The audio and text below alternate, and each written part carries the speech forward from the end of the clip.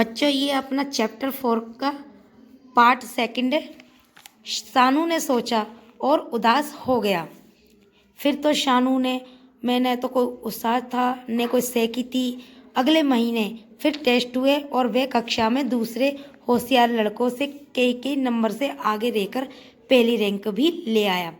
पर उसमें उल्लास ने जागा। उसे यही लगता रहा कि अगर अमित होता तो उससे आगे निकल जाता।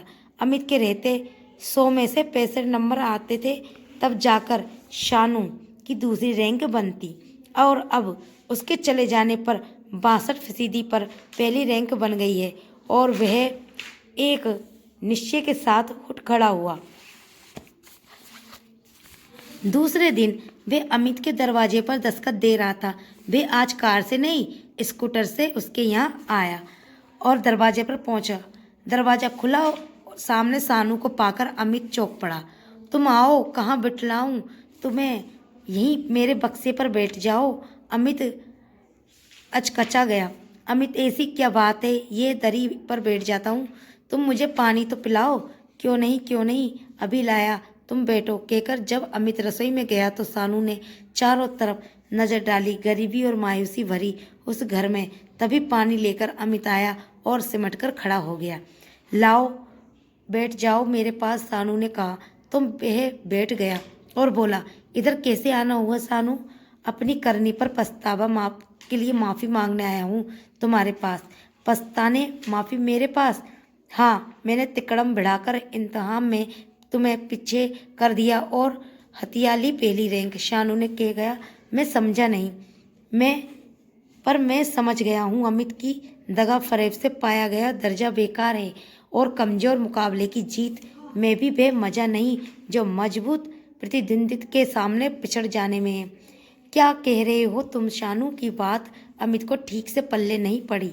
सच अमित, तुम्हारे चले जाने के बाद मुझे चुनौती देने वाला कोई दिखता ही नहीं था, तो पढ़ाई भी ढीली पड़ गई। सच अमित, तुम वापस आ जाओ।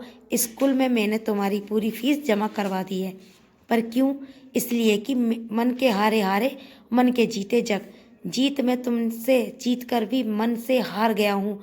तुम्हें चुनौती देते हुए मैं अपनी पढ़ाई में मुस्तैदी से जुटा रह सकूंगा। जो कुछ मैंने किया है वे अपने आप को